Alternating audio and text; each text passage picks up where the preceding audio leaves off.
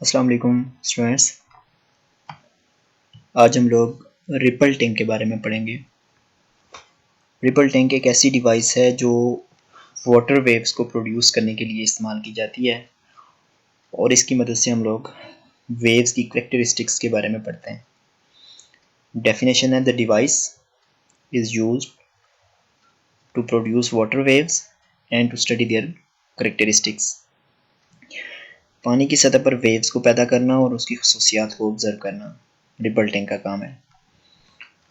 Ripple tank चूँकि एक device है तो सबसे पहले हम डेफिनेशन के बाद उसकी कंस्ट्रक्शन को अंडरस्टैंड करेंगे। कंस्ट्रक्शन में सबसे पहले एक स्टैंड है। स्टैंड के साथ हमें एक रेक्टेंगुलर शेप में रेक्टेंगल ट्रे नज़र आ रही है इसको हम कहते हैं tank of water. Bottom surface जो होती है वो इसकी ग्लास की बनी होती है, ट्रांसपेरेंट मटेरियल होता है और इसके अंदर पानी स्टोर किया जाता है। That's why it is called shallow tank of water. इसी स्टैंड के साथ एक पैड लगा होता है, इसको नाम दिया जाता है ऑसिलेटिंग पैड का। ऑसिलेटिंग पैड के ऊपर एक मोटर फिक्स की जाती है। जैसे इस मोटर को सेट किया जाता है इलेक्ट्रिक फील्ड के साथ या इलेक्ट्रिसिटी के साथ जोड़ा जाता है तो ये मोटर रन करती है। इसकी वर्किंग से ये जो पैड है ये वाइब्रेटरी मोशन करता है।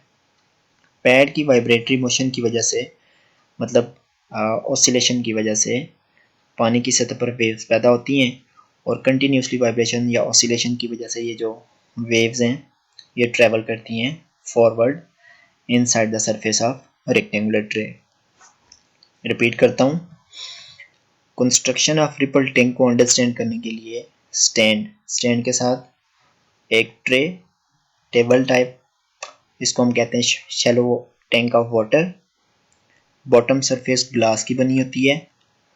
इसके साथ एक ऑसिलेटिंग पैड लगा होता है। जैसे हम लोग मोटर को सेट करते हैं विद इलेक्ट्रिसिटी तो when motor set into on तो इसके साथ पैड वाइब्रेट करेगा और इस पैड की वाइब्रेटरी मोशन की वजह से पानी की सतह पर वेव्स पैदा होंगी। इन वेव्स को ऑब्जर्व करने के लिए हमने टॉप पे एक लाइट सोर्स लगा दिया, लैंप। जैसे इसकी लाइट यहाँ पर पड़ेगी तो इसको ऑब्जर्व करने के लिए फ्लोर पर हम लोग एक वाइट पेपर रख देते हैं। इस वाइट पेपर पर हम लोगों को वेव फ्रंट नज़र आएगा, किसका? वेव्स का। जैसे यहाँ से वेव ट्रैवल करेंगी तो लाइट इस पर पड़ेगी तो लाइट पड़ने से यहाँ से हम लोगों को ब्राइट एंड डार्क लाइंस की फॉर्म में वेव फ्रंट का एक व्यू स्क्रीन की फॉर्म में नज़र आएगा। इसको हम लोग वेव पैटर्न का नाम भी देते हैं। ये थी रिपल टैंक की कंस्ट्रक्शन। यहाँ से आपने स्टार्ट करनी है। This apparatus consists of rectangular tray having glass bottom and is placed near half meter above the surface of table. Waves can be produced on the surface of water present in the tray by means of vibrator. Shortcut wording में उसने बता दिया। This vibrator is an oscillating electric motor fixed on a wooden plate over the tray such that its lower surface just touch the surface of water.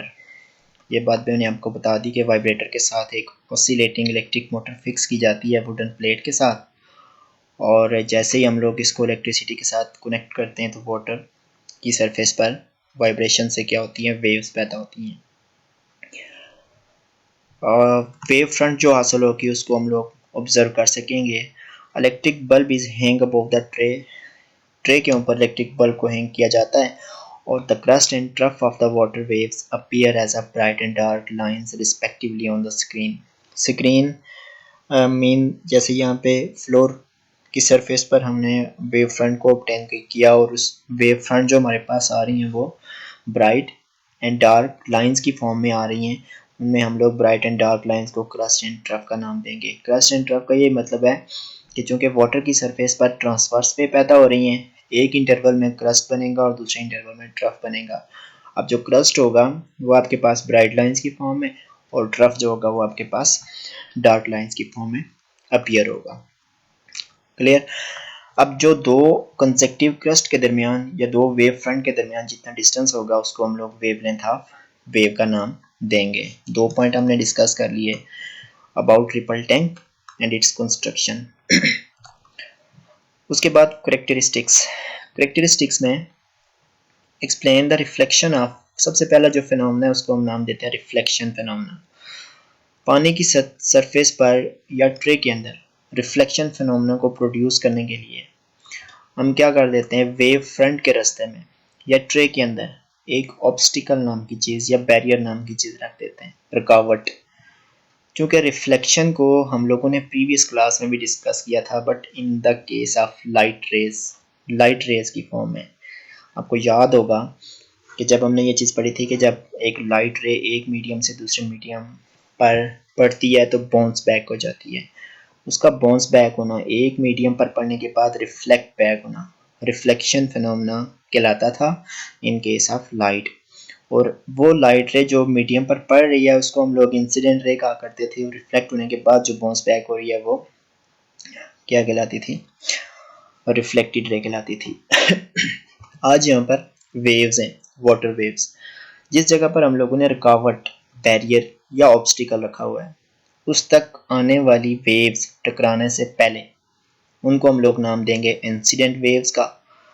टकराने के बाद जो उसका wave front appear होगा उसको हम नाम देंगे रिफ्लेक्टेड वेव्स का। क्लियर हो गया पॉइंट? हम लोग रिफ्लेक्शन फिनोमेना प्रोड्यूस करने जा रहे हैं, reflection phenomena of water waves. किसके अंदर? रिपल टैंक के अंदर।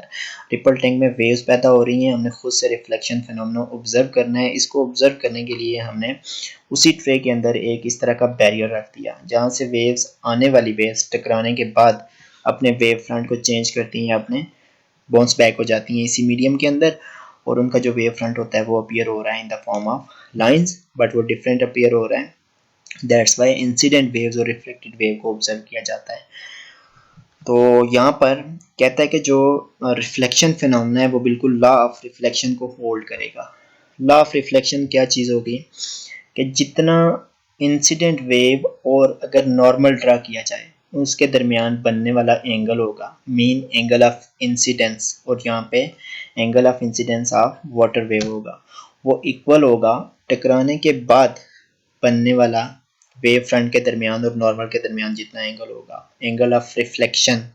इसीलिए उसने कहा कि वाटर वेव के अंदर लॉ ऑफ रिफ्लेक्शन होल्ड करेगा। मैं इस पॉइंट को दोबारा रिपीट करता हूँ।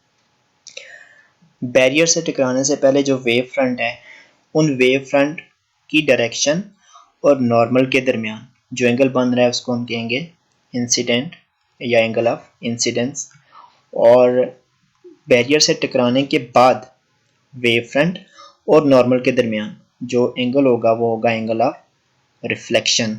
जितना एंगल ऑफ इंसिडेंस होगा उतना ही एंगल ऑफ रिफ्लेक्शन होगा। That's why law of reflection will hold in case of reflection phenomena of water waves. ये हो गए दोनों पॉइंट क्लियर। उसके बाद इस जगह पर रिफ्लेक्शन की डेफिनेशन है, when wave moving in one medium fall on the surface of another medium they bounce back into the first medium such that the angle of incidence is equal to angle of reflection. इसको आप observe कर लीजिएगा दोनों diagram से। ए diagram के अंदर सिर्फ incident wave है और बी डायग्राम के अंदर रिफ्लेक्टेड वेव है। और लास्ट जो पॉइंट है रिफ्लेक्शन फिनोमेना का वो मैं आपको बता देता हूँ। जो स्पीड होती है वेव की, वाटर वेव की, वो डेप्थ ऑफ वाटर पर डिपेंड करती है। जैसे जैसे हम लोग पानी के अंदर डेप्थ की तरफ जाते हैं, जिस तरह से हमने पढ़ा था ना, हाइड्रोस्टेटिक प्रेशर इंक्रीज होता है, यहाँ पे हम लोग वाटर वेव की स्पीड की बात कर रहे हैं। और स्पीड, वेवलेंथ और फ्रीक्वेंसी का रिलेशन हमने लास्ट लेक्चर में पढ़ा था, वो v is equal to F lambda के इक्वल था। तो कहता है कि स्पीड जो होती है वो रिफ्लेक्शन फिनोमेना के अंदर स्पीड ऑफ वाटर वेव किस चीज़ पर डिपेंड करती है? डेप्थ ऑफ वाटर पे। कहता है अगर हम लोग एक ब्लॉक को सबमर्ज कर दें, प्लेस कर दें नीचे बॉटम सरफेस पर रिपल टैंक के अंदर, the depth of water in the tank will be shallow over the block than elsewhere. जिस जगह पे ब्लॉक रखा जाएगा उस जगह पर या उसके ऊपर से गुजरने वाले पानी जो होगा वो शैलोर पार्ट में आ जाएगा। शैलोर का मतलब होता है थोड़ा सा हाइट की तरफ उभरा हुआ, अपवर्ड आपको नजर आएगा। When water wave enter the region of shallower water, their wavelength decrease। और जब वाटर जो होगा, ये जब जो वाटर वेव्स होती हैं वो इस शैलोर पार्ट में एंटर हो जाएंगी तो उनकी वेवलेंथ कम हो जाएगी। जब वेवलेंथ कम हो जाएगी तो स्पीड भी कम हो जाएगी, because v is equal to F lambda के इक्वल होती है।